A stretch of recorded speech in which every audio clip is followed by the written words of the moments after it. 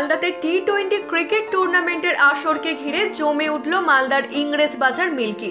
টুর্নামেন্টে খাসকোল গ্রামকে হারিয়ে ফাইনালে শেষ হাসি হাসেন হাবির উদ্দিন পাড়ার ছেলেরা।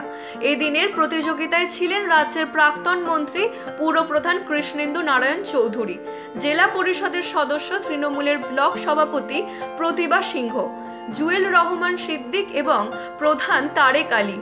জানা গিয়েছে, স্থানীয় ইউনিট স্পোর্টিং ক্লাবের উদ্যোগে টি-20 প্রতিযোগিতায় 10টি দল অংশগ্রহণ করে। ফাইনালে খাসকোলকে 6 উইকেটে হারিয়ে চ্যাম্পিয়ন হয় হাবির উদ্দিন পাড়া। জয়ী দলের হাতে নগদ 70,000 টাকা সমেত ট্রফি তুলে দেন ক্লাব কর্তারা।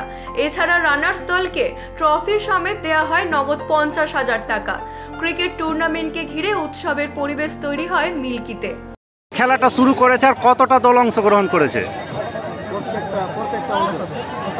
প্রায় 2 মাস ধরে খেলাটা শুরু হয়েছে এবং প্রত্যেকটা বুথের দল প্রায় 10টা দল এখানে খেলেছে। আমাদের মিল্কি অঞ্চলের প্রত্যেকটা বুথ, হ্যাঁ প্রত্যেকটা বুথ মিল্কি অঞ্চলে এখানে অংশগ্রহণ করেছে।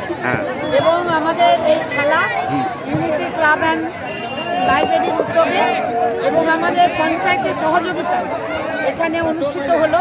এখানকার ক্লাব সেক্রেটারি আছেন আমাদের আলম ভাই, এখানকার প্রেসিডেন্ট আছেন এবং সমস্ত মেম্বাররা আছেন, প্রধান আছেন এবং আমাদের বুথভিত্তিক মেম্বাররাও আছেন এবং প্রচুর দর্শক।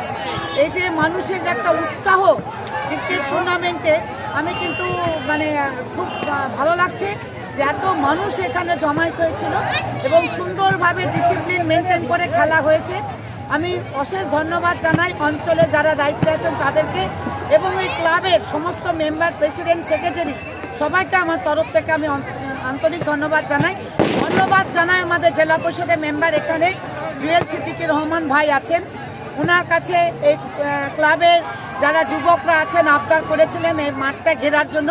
অলরেডি উনি 6 লক্ষ টাকা দিয়ে দিয়েছেন, আমাদের টেন্ডার প্রসেসে আছে।